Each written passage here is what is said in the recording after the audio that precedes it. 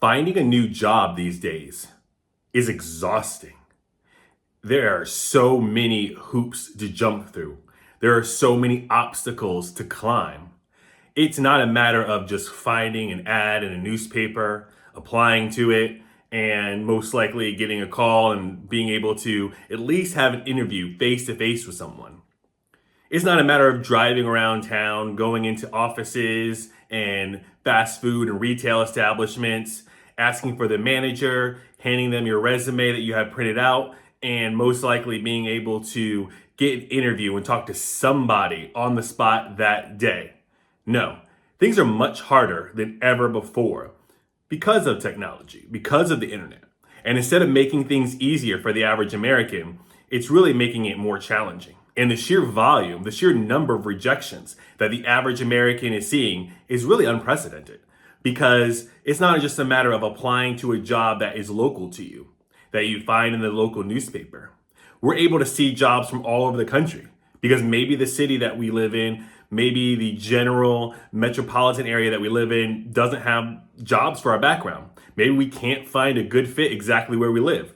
So we're open to moving to a different metro, moving to a different part of the state, moving maybe to a completely different state. But in order to do that, you have to apply. And we see all these jobs and we all know the horror stories of applying to job after job through Workday and through other means where you have to create a brand new account, upload your resume, and you're just constantly faced with rejection. Things are very, very difficult right now and nothing comes easy. It's an exhausting, tiring situation just to get to an interview. And then the interview process will drain you as well. And then people are saying they don't know if they have a real job and they can't trust they have a real job until they get their first paycheck. Because there's a mountain to climb to get to talk to someone at the organization since there's so many gatekeepers. And then there's sometimes 6, 7, 8 rounds of interviews. There's assessments and homework assignments and presentations to be done during the interview process. And then even if you do get extended offer, we're hearing people are getting the offer taken off the table.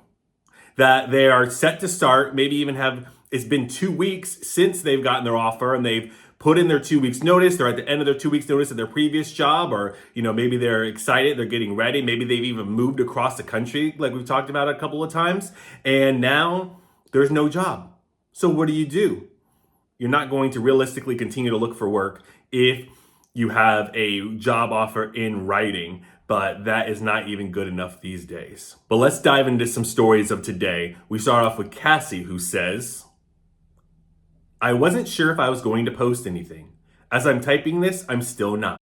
9 months of being unemployed. And today, after going through another long interview process for a company, being a final candidate, I was sent the auto no reply email that, after careful consideration, we've decided to move forward with another candidate whose experience aligns more closely with the specific scope and long-term trajectory of this role. This was not an easy decision, especially given your impressive background and qualifications. After making it to the final candidates, I don't even yield an email from a live person. My experience and background were aligned perfectly with this role. I'm so tired, exhausted really. I have never experienced a market like this. I've literally applied to well over 500 jobs in the past 9 months. It may even be 1,000. I've lost track at this point. I've used recruiters, referrals. I hired a resume writing company. Resume after resume, cover letter after cover letter sent. Countless hours every week spent on job searching, applying, interviewing, rinse and repeat. I'm seriously at a loss. There's nothing I can do except keep at it. Move on. Let's pause there. Cassie's story is something that's very familiar to anyone who is actively looking for a job in 2025. We've gone over the report recently of the average unemployed person looking for a job for on average 6 months. And we also hear horror stories of it being a lot longer. Cassie being out 9 months already, people being out for over a year. And then others ask the question, well, how could you possibly be out of work so long? Well, there's a variety of ways that you can sustain yourself. You might have good enough savings. Thank God if you saved up enough of an emergency fund. You might be putting money on credit card, bills on credit card. I mean, if people are using credit cards to take luxury vacations and cruises, you don't think people are using credit cards to be able to pay their bills to stay afloat? People are taking out loans, right? Buy now, pay later loans, other kinds of loans and bank withdrawals to get out money. We've read stories of people draining their 401k accounts, emptying out everything that they have, and really not being able to have a retirement or really much of a financial future because they can't find something that'll work. People are also working multiple gig jobs. Maybe they're driving people in Uber, maybe they're doing DoorDash, maybe they're doing other things where they can kind of stop the bleeding a little bit and not completely drain their savings each and every month, but it's still not enough to not touch their savings at all. And it's definitely not enough to make sure that they put away extra money for saving for the future or saving for a rainy day. And then people being interviewed are being treated like garbage. It's one thing to have a generic rejection email for people who are applying online, who don't meet their qualifications, or maybe they've reached their quota, whatever. But to someone to physically go through the rounds of the interview process and then get the generic email, I mean, come on. At the very bare minimum, have a different template that you use. Hey, thanks for meeting with us. We enjoyed our time talking with you about this position, but we've decided to go in another direction. Now, I personally believe that someone should call up them and say, hey, we decided to go in another direction. Even if you don't want to give a reason why, even if you don't want to leave yourself open to being sued, I think that the candidate at least deserves a phone call. But if you're going to send an email, I mean, send some kind of email that at least mentions that you had an interview, not the same exact email that you would receive if you just applied to the first place and got rejected right away, as opposed to going through the interview process. I'm aware that the job process and working in corporate America for so long has made me bitter and that I could be jaded at times. But one of my sayings that I like to go by is hope is not a strategy.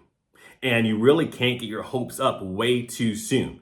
Like I said, when you land a brand new job, maybe you don't even take that first sigh of relief. Maybe you don't get that celebratory cocktail until you've cashed your first paycheck, because so many things can go wrong between you applying for a job and you making it through your 90-day grace period. Because you could have a job offer extended to you, but if it's just verbal, that's not worth anything. And you could also have a written offer and it could be pulled off the table. So even if you have a written offer, they can say, oh, I'm sorry, the position is closed, we decided to go another direction. As long as they don't give you too much ammunition to try to maybe file a lawsuit, whether you win or not, they still probably don't want to deal with that. So if they just keep things as generic as possible, I mean, what are you really going to do? Especially when so many areas in the country are at will work opportunities, there's nothing you could do. They could fire you at any time. You could leave at any time, even though they want you to give it 2 weeks notice, but you don't have to. You could just walk out if you're tired of it, but you don't know you have the job until you've been there, you've worked a week or two, and you get that first paycheck. But I mean, at some point, we're all human. We all want to be happy, want to be excited. We want to take a deep breath, a sigh of relief after going through such a long process. And then after 9 months going through all these applications and going through a long interview process, you think you finally clawed your way out of the pit just for them to step on your hands and you fall back down into it. This is a terrible way to live, and these are terrible things to have to go through. And Cassie says she's used recruiters. She's been open to giving someone a cut of her salary, getting a percentage of her hard-earned money. That's not something you're going to do if you could get a job any other way. If you could just apply on job boards, if you could just send out your resume via fax to someone, if you could just show up at a corporation and hand over your resume, you wouldn't go with a recruiter who's going to lowball you an offer so that their firm could take a percentage of your income, a percentage of your future earnings. She's had the resume writers. She's had people rewrite her resume, and that's still not helping. She's done the cover letters. I mean, what else are you supposed to do? And she says that she aligned perfectly, her background and her experience aligned perfectly with the role. So you could say, all right, well, you're not doing a good job being interviewed, but dang, I mean, what is this? We're not applying to be astronauts or members of the Secret Service. We're just trying to get, as some of you guys in the comments say, comfy office jobs. We just want to have work that needs to be done and have our experience align us with that and do the hard work. We just want to help organizations meet their goals, do the work that's assigned to us, and get paid a fair and livable wage. This shouldn't be anything that is this much of a stretch, and it shouldn't be anything that's this complicated. Cassie continues and says, I know I'm not the only one. I see posts like this every day on LinkedIn, but it doesn't make it any easier. Nothing in this current market is easy, but I'm exhausted. To all my fellow friends and colleagues, if your company is hiring, I once again ask for your help. Any referrals, connections, or recommendations will be greatly appreciated. And if you're in the same boat, I praise you for keeping up the hard work and dedication. It takes courage and a lot of strength, more than anyone can know. And even having connections and having someone refer you and having 3 to 5 references readily available for people to call, none of that stuff is helping in this day and age. Next, Samantha says, I check LinkedIn and my email more times in a day than I check my text messages. Why? I am constantly looking for jobs to apply to, applying, and then checking the status of the jobs. I feel like I'm in a never-ending vortex of applying and getting denied. I've hired 2 different resume writers, and yet still no interviews at all, even to positions that are entry level. So I have 2 questions. How do I get experience in a specific career field if I can't get into that field?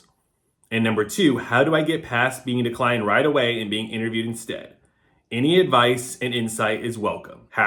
#interviews. And I know that a lot of these job titles are in the HR realm and talent acquisition and recruiters, but they're the people using the LinkedIn the most and they're the people sharing their stories the most. But I still think people in other industries can relate to this as well.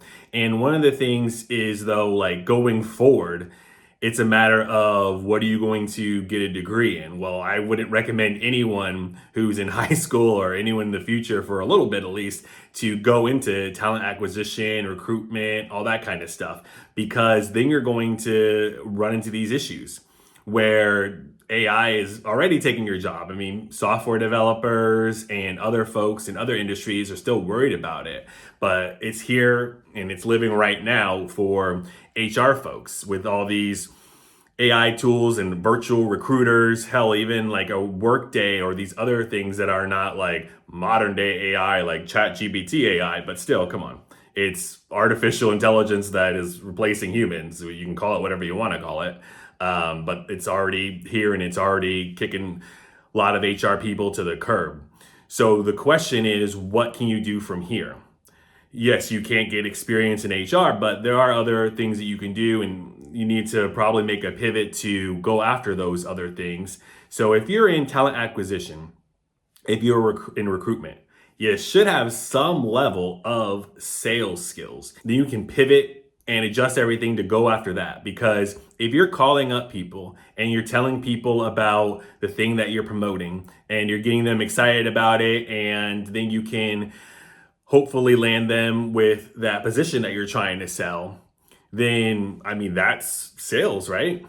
If you're going out and you're cold calling people who have signed up online that they're interested in a job or in a role, I mean, what's the difference? That's actually not completely cold calling, that's a warm lead. But there's still sales roles where you can get inbound calls all day and you can try to sell a service or a product that you believe in. You can probably easily make a pivot to some kind of insurance salesperson or maybe financial services if you get the right degrees or the right certifications, maybe. And that's probably what you want to do in the future. At some point, you get to the situation where it's like, all right, well, this role is not hiring anymore, but what skills do I have? And make a pivot. And if it's in sales, you might not get $100,000 in a base commission, but if you work hard enough, you can make a living wage based off of what you should have, which is sales skills, because you're a recruiter, because you're talent acquisition. And that's what I would recommend for someone who's stuck like this, especially without a whole bunch of experience.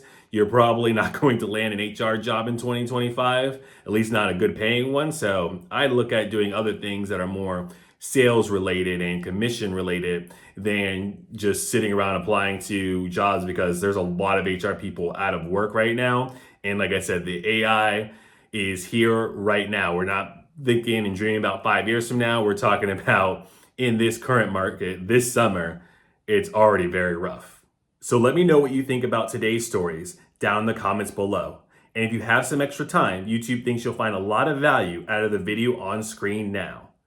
Thank you so much for watching this video, and until next time, remember, times are tough, but so are you. Talk to you later.